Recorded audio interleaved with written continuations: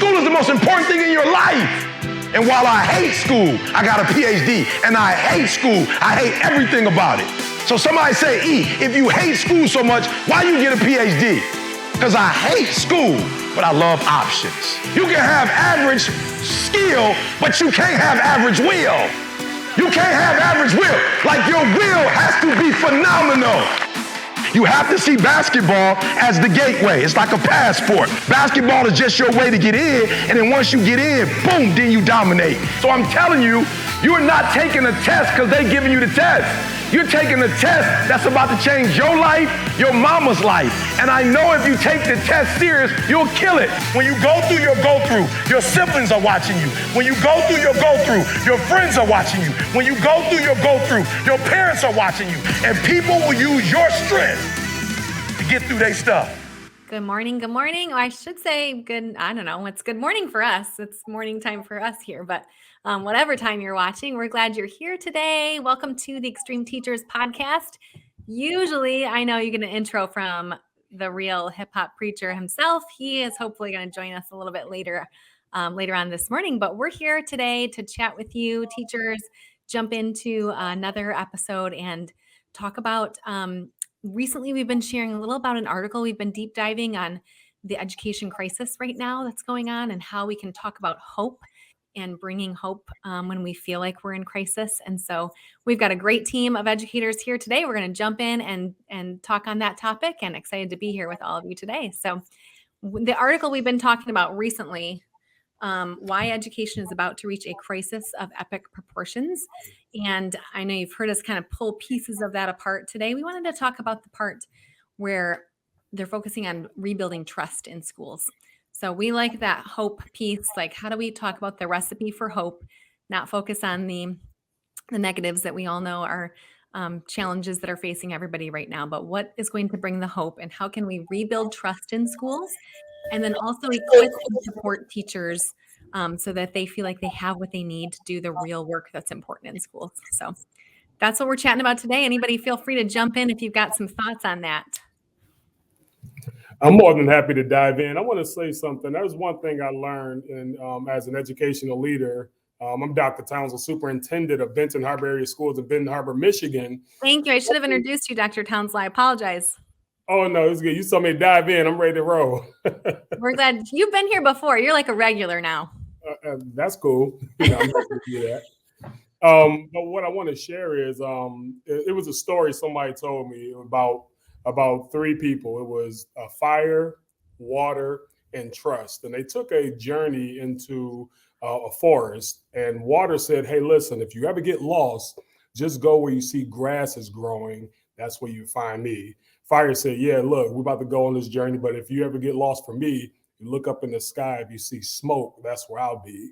And trust said, hey, look, you better keep your eye on me, because if I ever get lost from you, you may never find me again. And that takeaway was that you cannot ever lose trust because it's the hardest thing. First of all, it's the hardest thing to earn, and it's the hardest thing to get back if you ever lose it.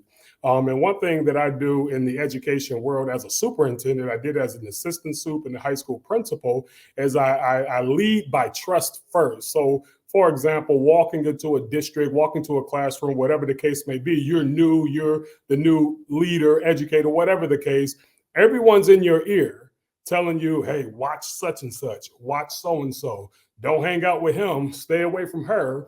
But the issue is, my leadership style, I got to find out for myself, because I'm going to give everyone an opportunity to lead, to be a great teacher, to be a great whatever it is in the education world. And if you lose that trust or betray or show lack of loyalty, that's when the trust is lost. So I think it's always important to lead not only strategically with your head, but also with your heart, and just trust and follow your hunches when it comes to dealing with people. Because at the end of the day, kids recognize real. And if you're being fake with them, they feel like they can't trust you. It's going to be a long road in front of you. I tell my people all the time, as climate and culture goes, so goes curriculum and instruction. Meaning climate and culture starts with trust, and the 5 core competencies of social and emotional learning, talking about social awareness, self-awareness, self-management, relationship skills, and just responsible decision-making. So trust is the number one attribute you must have, not only as a leader, but just as a trusted educator. Yeah, I love that. I love the thought of like we have to show them that we trust them from the beginning. I know we've had this conversation before about, avoiding that teacher lounge talk sometimes that happens, and this student, oh, you have that student in your class, that's going to be an issue, and making sure that our colleagues know that we give every student a fresh start always, and that we trust them from the beginning, and that our students know that too, because it does. Man, when you walk in with that, it creates a different feeling for them for sure. So that was so good. Vandale, I know as a mentor and running a mentoring program, you've got probably a lot of things to say on this topic. Yeah, I would say celebrate the small wins.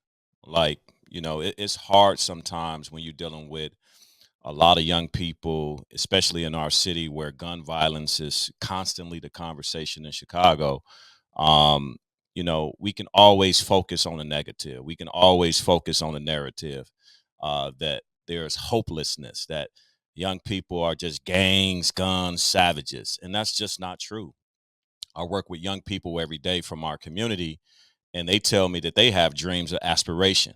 They have goals. They have visions. They don't want to be in the hood. They don't want to be locked down carrying a pipe, robbing people. And I had a kid, he literally said, "Hey, Mr. Singleton, man, I'm tired of robbing people. I don't want to do it." But he said, if I have to eat, if I have to pay bills and take care of my sister and my mama, I'm going to do what I have to do. And I had to think for a second. I was like, wow, how did it get to this point where this is what he has to do to survive? And yet he's saying he don't want to do it. So there's a confliction. So I said, okay, what do we need to do to get him a job? So I said, if I got you a job, would you stop robbing, stealing, and killing? He said, absolutely. If you give me a job, give me some benefits, where I don't have to go out and hustle for the benefits, I'll stop what I'm doing because I don't want to do it. I feel bad when I do it, but I have to do it to survive. And so I'm going back to celebrating the small wins. It's like they may not be where we want them to be, but when they start making the progress and put the step forward, and I had to say, man, well, thank you for trusting me. Like Doc just said, trust, right? Like he trusted me enough to tell me the truth about what he was doing. And so I had to act and be flexible enough in that particular moment to say, okay, what do we do to remove this barrier and provide a safe space for him so that he don't have to do what he's doing? And so I just think about, Doc just talked about, social emotional learning, those 5 competencies. That goes for adults too. Oftentimes we think of social emotional learning just for the student, but we are all going through processes too. When issues are coming up and arising as leaders, we have the responsibility to manage our emotions, to be self-aware, to self-manage, to build those relationships, all of those things. And so every day it's an opportunity for us to get better, but don't forget to celebrate the small wins in the process.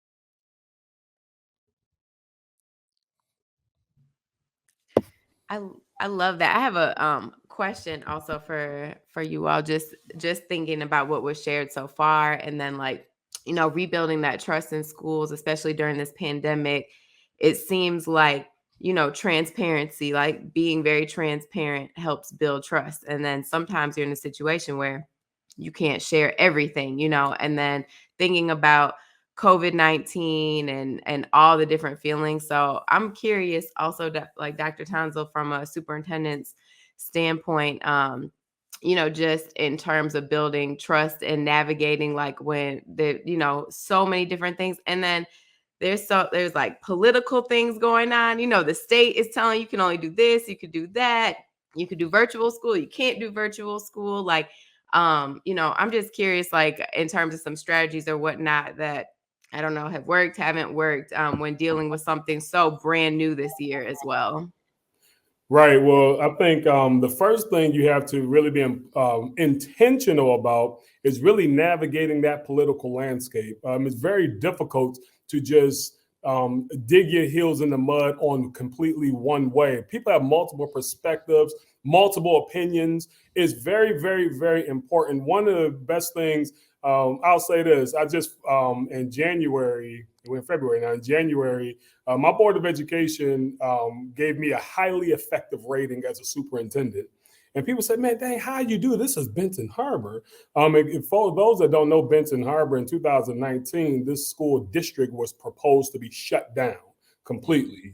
Chronic low academic achievement, financial mismanagement, so forth and so on. And within the 2 years that I had the privilege of serving this amazing community, not only did we close the deficit, first time in 14 years, we eliminated the deficit. We gave all teachers a raise, and we put together a 3 to 5 year strategic plan on what the next 5 years look like. That comes with trust, because in this seat, at the high school principal level, there's probably been 10 principals in 10 years, and maybe the same with regards to superintendent. The last sitting superintendent, I believe, was in 2018, and they had 3 or 4 prior to me sitting in the seat for the last 2.5 years. But the trust come by community input and over communicating. I really take advantage of social media. Listen, let me be honest with you. Think of our kindergarten, first, second, third grade parents. How old are they? 20-ish. Yeah. They're in their 20s. So they're my 90s babies. You know what I'm saying? I mean, I got some parents that are, 21, 22, 23, 24, 25 years old. They're on Snapchat. They're on Instagram. They're on Twitter. You see, we on LinkedIn, but they on IG. You dig what I'm saying? And they barely on Facebook. But it's really navigating the political landscape and using all the mechanism where your families are, but also keeping the same. Like when I do all my, social media blasts, I say, well, I put it on Facebook. Someone say, I ain't got Facebook. I'm like, okay, dang. Okay, now it's in the newsletter. I emailed the newsletter. I don't have an email. Hard copy, print out. Now you got you got to hit all avenues of communication. And I really learned that in this day and age, to be an effective leader, highly effective leader with high trust from the people that you support, you have to be able to communicate. And you have to communicate honestly and truthfully, and you have to be vulnerable in your communication. It's okay to sometimes say, I don't know. I'm not sitting in this seat like, hey, I got all the answers. This is what we're doing. No, I'm like, hey, I need 40 stakeholders. Let's sit down. We got 8 hours. Let's get it. 8 hours, drilling. Opinion. Data. Okay, let me get another 12 of y'all come together. Let's chop this data up. Hey, ladies and gentlemen, this is what input from when we developed our strategic plan. Nearly 600 participants, 40 people chopped it up, gave us mission, vision, goal, belief, and then 12 other individuals, effective educators, instructional leaders, put that into a succinct, common language, rolled it out. Board of Education, community, everyone accepted with open arms. Board meetings, no drama. I had the opportunity to write an article for MASB asking, hey, how do you guys do public comment so well? Board meetings, school board meetings is an opportunity for people to come have a platform and say what they don't like and talk about this and talk about that. But when you have an effective communication strategy and you lead with not only respect, but also with excellence, people trust you more. When I walk the hall, it's a Friday. I'm at the 3rd floor of the high school. I ain't in a shirt and tie. I got my Letterman jacket. Hey, y'all good? Man, that's our superintendent, man. How y'all? Man, yeah, we good. Hey, I need y'all to go this way. Let's go this way. I need y'all. Let's go this way. They leading and rocking and rolling with us because they trust. I'm not walking around bigger, better than I know. No, you can't know it all. What do you think we should do? What direction? Should we have a masking policy? Yes, no. What does community think? They think no. What y'all think? We say yes. We got yes. What I'm saying? It's not just laying down the hammer, being the keeper of all knowledge. It's really navigating the political landscape, listening, taking a lot of community input, and tell the community what they told you. And that's cool with that. You can't just say, well, I believe. It's not what I believe. Hey, what do we believe as a unit? That is so good. I was just about to say, listening is the one thing you haven't really said, but you're describing that you guys do so well. And then you did say it at the end there. But that's why they trust you, is because you're listening. And I think sometimes those loud negative voices come in if they feel like somebody's not listening. So I love that it's a community. And you didn't quite say it exactly, Sam, but that's what you meant. Like, how are you navigating all these things with the whole community, right? Like, how's the whole community listening? And the over communicating piece too, I'm sure, is so helpful, and meeting people where they are. So the different social media channels or printing things out versus sending a digital newsletter, that builds trust too, because it's the whole like, hey, wherever you are, we're going to meet you there and try to meet your needs. And so I love that we're talking about not just meeting the needs of students and building their trust, but the parents and the community at the same time. So that is really, really good. And that goes hand in hand with what Vondell was speaking of also, is like listening, right, to your student and then taking action, because that action piece also, after you listen and it's like, okay, Dr. Townsend, like I told you all this, right? But what are you going to do about it? And that action piece is key as well. That's And I perfect. say, when you listen and share the feedback of what everyone said, you get no pushback because they say, hey, man, that's what we said. So when you come out with, hey, this is the vision for the district, no pushback. Hey, this is the goal. Hey, this is what we do. No school, virtual. Whatever you say is good because it was input given. And to me, that's always been the key and one of the cheat codes to really leading a school district and also as a teacher leading the classroom. Yeah, definitely. They feel respected when they know that they're listened to and their They opinions feel heard. matter. Yeah, feel heard. So That's the my other, new, go sorry, ahead. Katie, Dr. Yeah. Towns, that's my new 40 stakeholders. Let's sit down and let's get it. That's my new favorite line now. 8 hours, like however long it takes. Yeah, 8 just got hours. it. Yep. Hey, someone say this. Somebody was like, dang, Dr. Towns, how long do you think it'll take to turn this around? My answer was until. Mhm. I mean, if I knew how long it would have been done, because someone would have had that playbook. But we're writing the playbook. I was telling one of my colleagues, I say, hey, look, this pandemic stuff, man. Right now, this is a case study. Right now, like we're a case study. It's not over. The pandemic hasn't passed, so we're in the middle of it. This is what, Q3. We don't know what the fourth quarter going to look like. We don't know what the end game is. So understanding that right now we're in a case study, like that is so cool to me, because what we've not realized is in the next 5, 10, 15 years, this is going to be in the textbooks in the graduate schools. You know what I'm saying? Like this plight of education where we're at now, teacher turnover, principal turnover, superintendent turnover. It's never been like this in the history of public education. People sprinting from the field. It's difficult, hard, but it's very cool to be in this case study. And I know if right now this is going to be a story, heck, I want to be a hero. So I'm trying to lead to the best of my ability so they can say, hey, let's do what they did in Ben Harbor. Let's do what Champs did in Chicago. You know what I'm saying? Like we right now have the opportunity to be the solution when it comes out in textbooks years from now. So that's pretty exciting for me as well. Yeah, for sure. Yeah, when you say people sprinting, I mean, this article we've been talking about, 48% of teachers admitting that they're interested in leaving the profession. And I think it was 30 something percent like leaving it for good. So it is like something we've never seen before. And I love the way you just reframed our thinking about it instead of focusing on the negative. And we're not saying there are not challenges, teachers that are listening.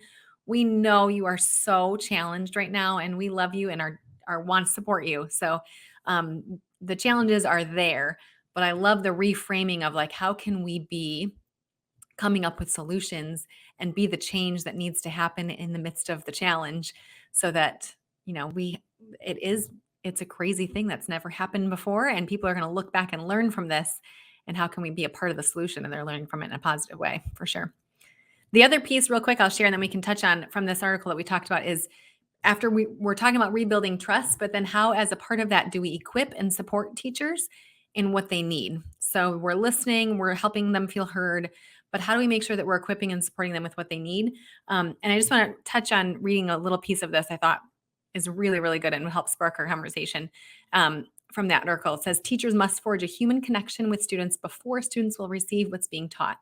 This is the real work of education, to awaken the mind and unleash the potential of the student. Connecting on a real level with these young people is the only way to educate them effectively. Without that connection, teaching just becomes white noise.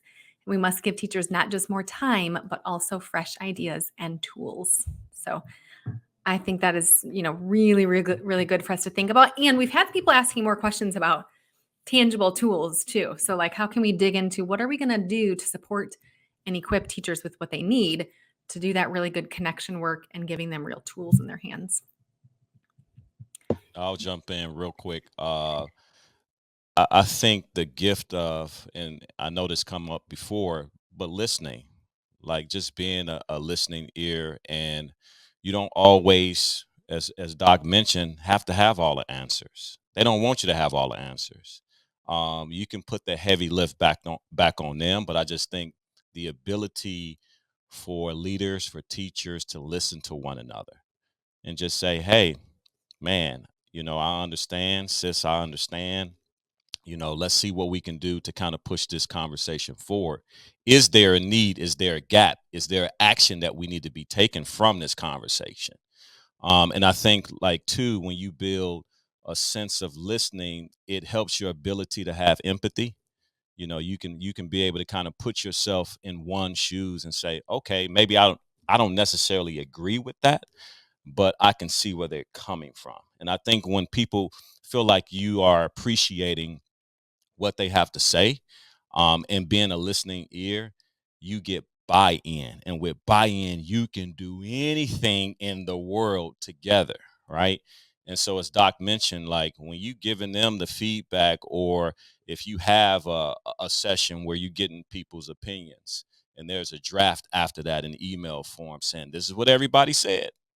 Now, let's go ahead and move forward to make a decision. But before we do, we may need to do another subcommittee. Who want to be a part of that? Again, you asking a question and giving people the power to respond versus just coming in and say, this is how we're going to do it.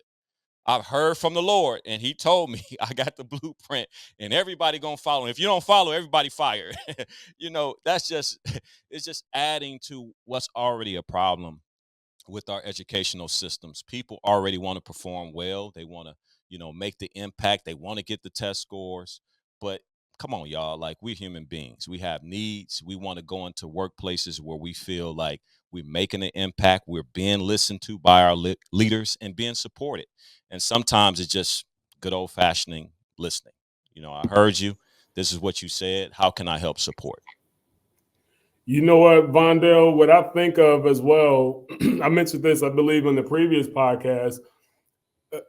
You also have to listen to what our kids are listening to, because our kids' ears, someone has their ear. What are our kids listening to?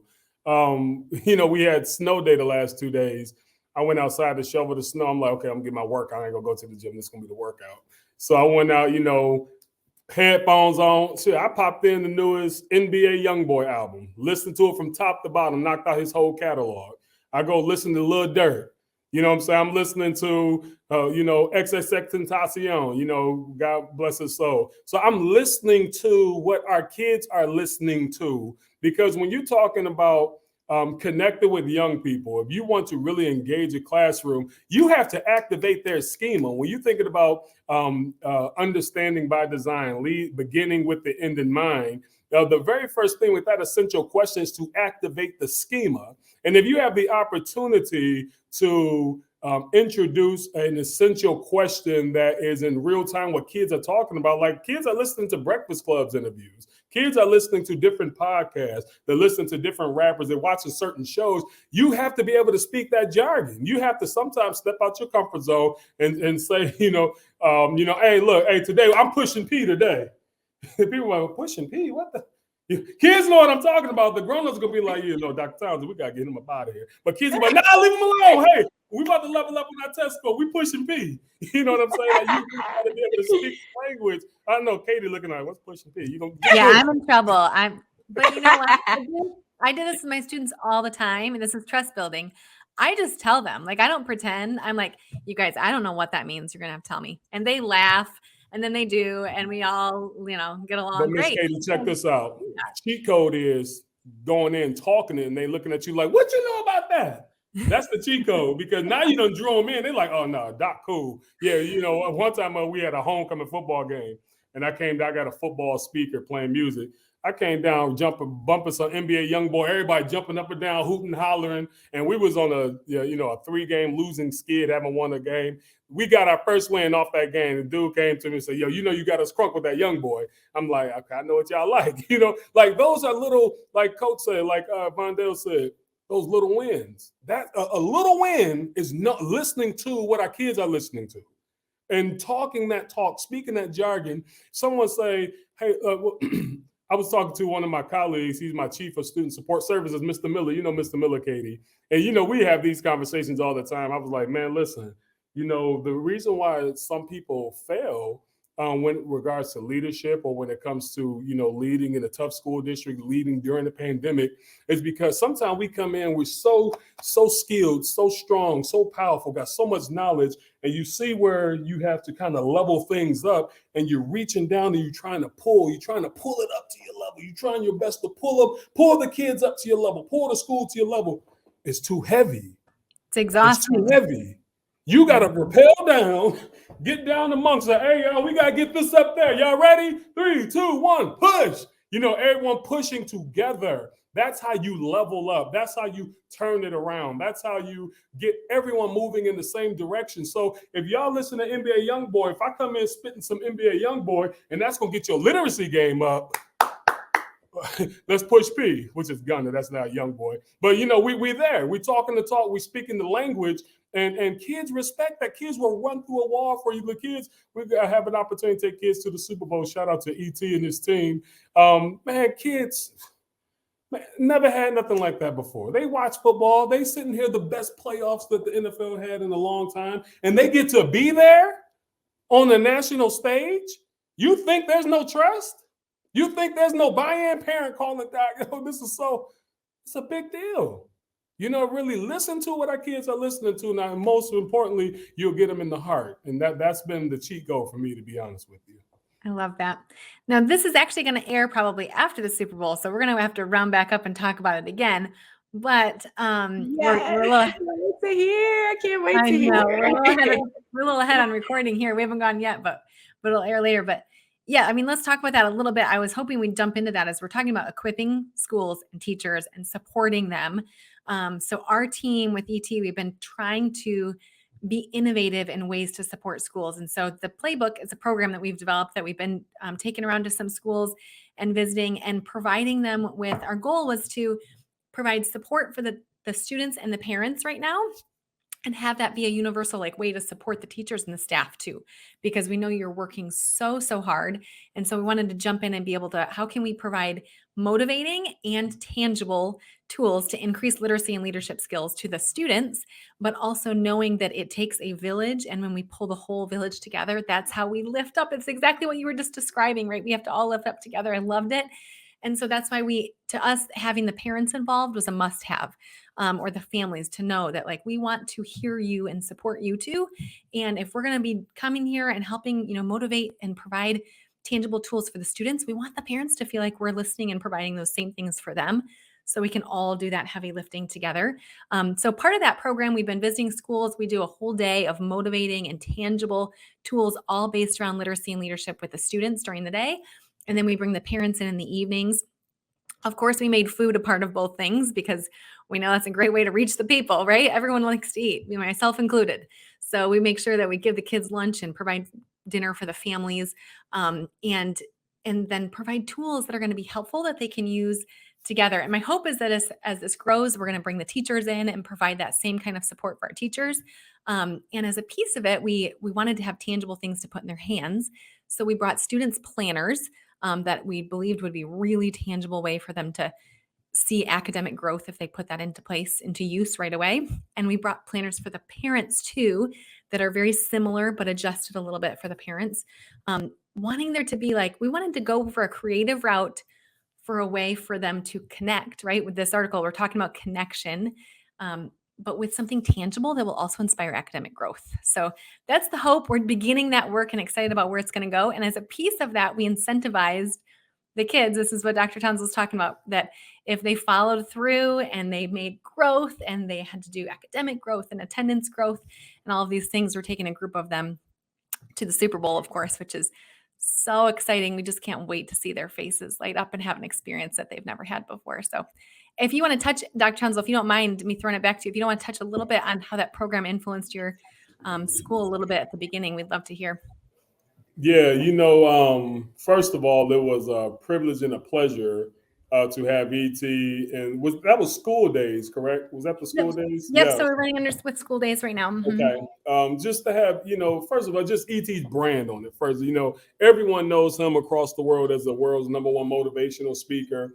Every professional athlete, every collegiate athlete, um, business executives, everyone listens to Eric Thomas because he breaks it down really, in a way where everyone understands. And he came to our school and just loved on our kids, man. And our kids felt it. I had one young man, a phenomenal kid. His sister, as a matter of fact, was the number 4 overall draft pick for the Indiana Fever, Kaiser Gondrzak.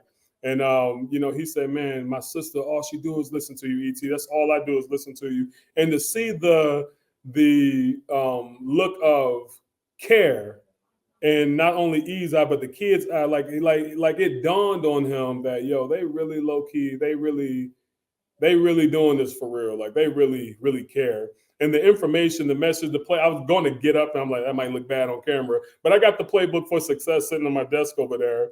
And it's just it's a philosophy that ensures not only academic achievement, but achievement on the athletic field and beyond high school. And just hearing Dr. Eric Thomas and his team speak to our kids, pour life into our kids, feed our kids, not feeding them no school lunch either, but going all out feeding our kids and feeding our parents, bringing our parents in for a full workshop. I was actually upset. Someone said, "Yeah, our parents not coming." I said, "Y'all might not know my parents. Our parents coming." We packed the house.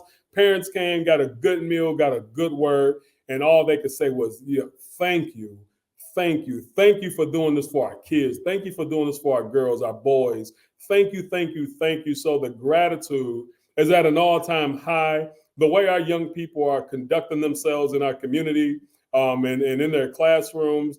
I'm a proud superintendent. I'm a proud educator. I'm a proud member of this team. I mean, the teachers that we have, to see that they understand that, hey, yeah, we're really doing this. We have some of the best teachers, I believe, not only in the state of Michigan, but also across the country because the buy-in, everyone working hard. People not afraid to say, hey, this isn't going well, audible. People no one's afraid to speak up, and having the playbook for success as a resource to kind of supplement the process that we're already going through, and people to see, I'll just flat out say the celebrity status of it from Dr. Eric Thomas and his School Days Foundation and everything that he touches. He's impacted a lot of people's lives across the country, and little town of Benton Harbor have an opportunity to benefit from such a world-renowned speaker and program. It's second to none, and the cherry on top, and for me is for someone to go in their pocket, pay for up to 10 students from my school to fly across the country to attend not only Super Bowl festivities but a whole 4-day situation. Eating good, world-class flights.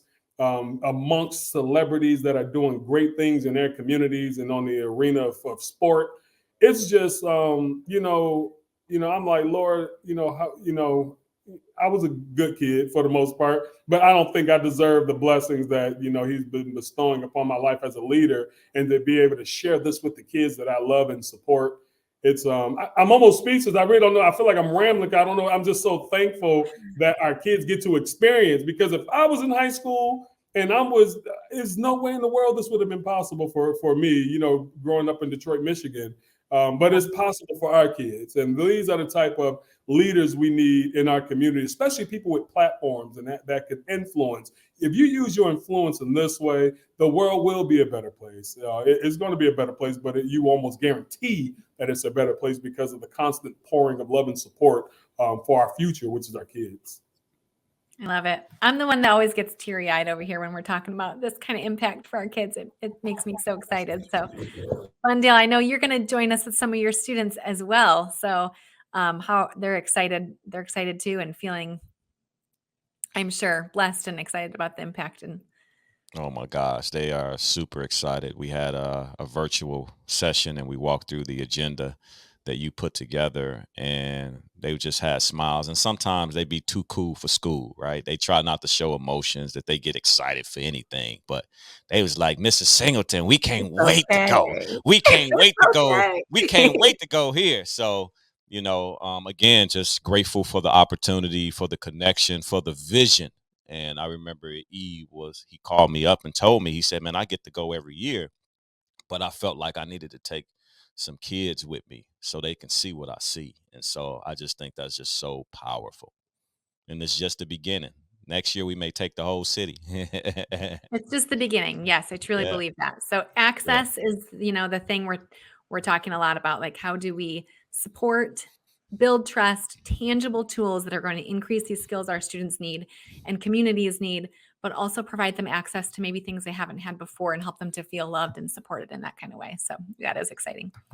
Hey, unless you want to jump in, Sam, I was going to say, let's round robin maybe here and wrap it up. Anything anybody else wants to throw out on the article or rebuilding trust, providing tangible tools and resources to our schools and communities? I was just going to say, and also that this experience is something that most adults don't even get, so I'm just so excited to hear about it. I can't wait to hear just how it was received and like that. I mean, I travel with students and just like, that first flight and having a brand new experience, there is nothing in the world that can compare to that, in my opinion. So I'm super excited, especially after you've been working, very diligently and, setting out the long-term goals and the short-term goals. And then this is the reward for it. Like, that's going to have huge payoff in the future. I know, Dr. Tonsel, you were holding something up, so I didn't know if there was something that you wanted to share also before we wrap it up. So I got up on camera. I wasn't trying to do it. Someone was knocking on my door, but they we have a team, man. They just dropped me off a brand new sweatsuit from Adidas that sponsor our basketball team through our fourth round draft pick, who's an alumni of our school district. But it just goes to show a team atmosphere. I mean, people want to make sure I don't care what route, you could drive a bus, you could be a custodian, you can be a classroom teacher, you can be in our cafeteria, you can be in the superintendent's office. This is a team. And that team mentality goes so far. That's all I preach, team. And I'm not super jockey, even though I played college football, but I feel like sport is life played out physically.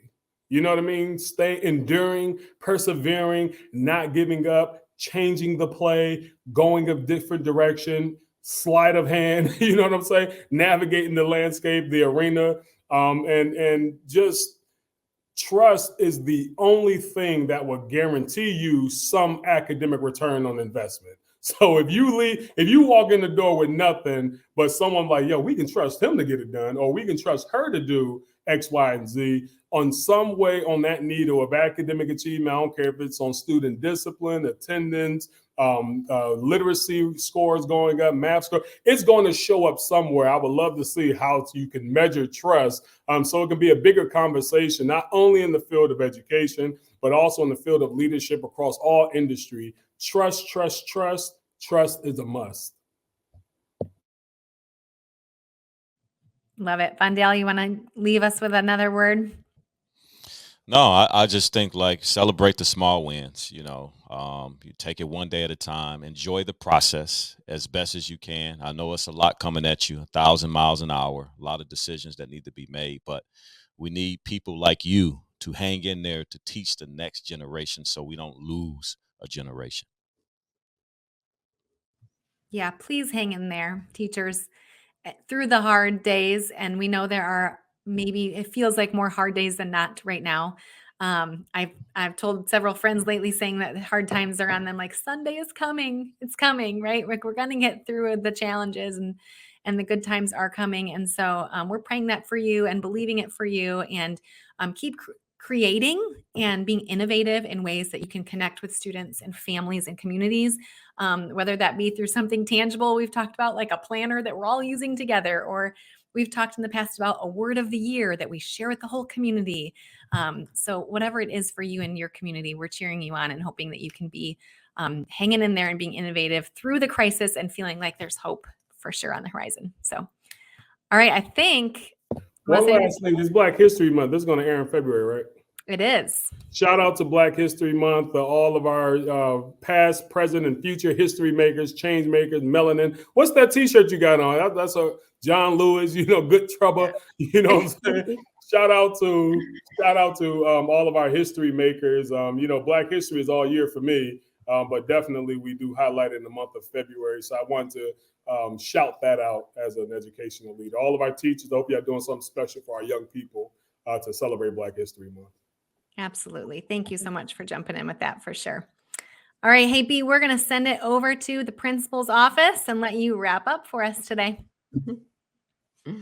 Welcome back to the office hours. I actually just moved this past weekend, so we literally have a new office for the office hours. I can't wait to show it to you in the coming weeks. But first, you know what we do here. We review and recap some of the most impactful points from today's broadcast. And today, we're talking about one of the most important concepts in all of education, and that is trust. So without further ado, number one, trust is absolutely critical. Trust is the one thing that you cannot live without as an educator. Dr. Townsend opened us up today by saying, look, I can't get anywhere unless my students trust me.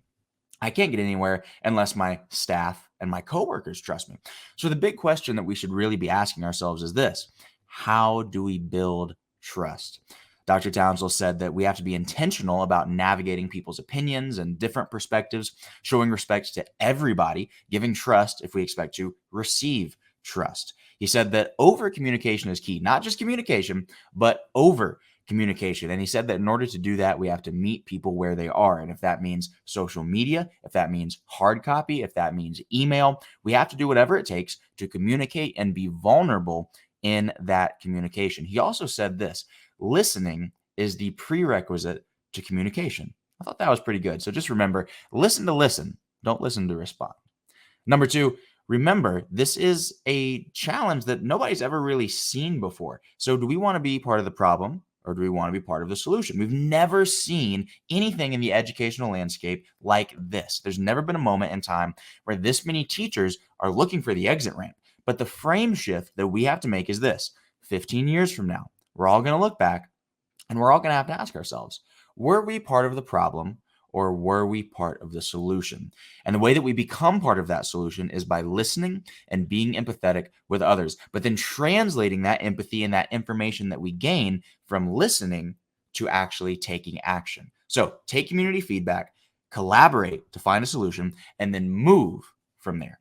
Last but not least, number three, meet them where they are. Dr. Townsend had this quote. He said, understanding by design, beginning with the end in mind.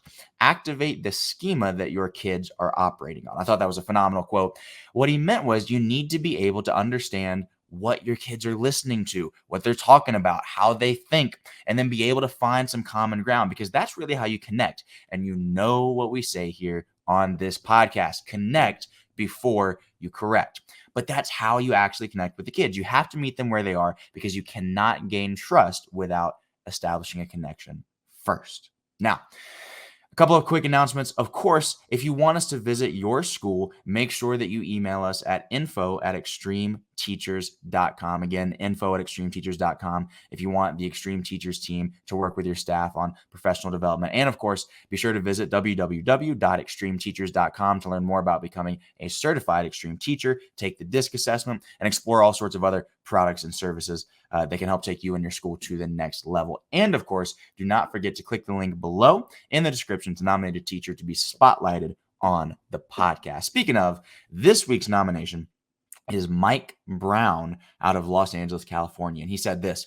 He said, I am an elementary school music teacher that uses music as a tool to also teach social and emotional learning. I expose my students to artists that they wouldn't normally learn about in their general education: Stevie Wonder, Nina Simone, Drake, etc. My goal in teaching is to inspire my students to be creative and to believe in themselves. I want them to be fearless in their journey because I recognize how much fear has affected my life. That's the name of the game, Mike. Pass those lessons on to the next generation. Keep doing what you're doing and keep being extreme, because we see you and we appreciate you. Now, as we close out today, I heard something the other day that I really, really liked, and I wanted to share it with you. And it said this: you have to take the risk of assuming responsibility to get the reward. All right, one more time. You have to take the risk of assuming responsibility to get the reward. So what does that mean for you as an educator? It means that it's risky to take ownership. It means it's risky It's risky to take complete responsibility. It's hard. It's difficult to really own the success of every child who comes into your classroom. It's a huge undertaking to truly take it personally, to make sure that you give each and every one of those kids everything that you got. But that, my friend, is where the reward comes from. You see, the truly extreme teachers, they work the hardest, they have the least balance, they always go the extra mile. But I would be willing to bet that those people also have the most fulfillment from what they do. Why? Because they were willing to take responsibility in order to get that reward. So remember, being extreme is a choice that you get to make, but you have to make it every single day, again and again. That choice doesn't last for the rest of your life. It only lasts as long as you continue to make that choice. So until next time, keep on choosing to be extreme. You're watching the Extreme Teachers Video Podcast. We'll see you on the next one.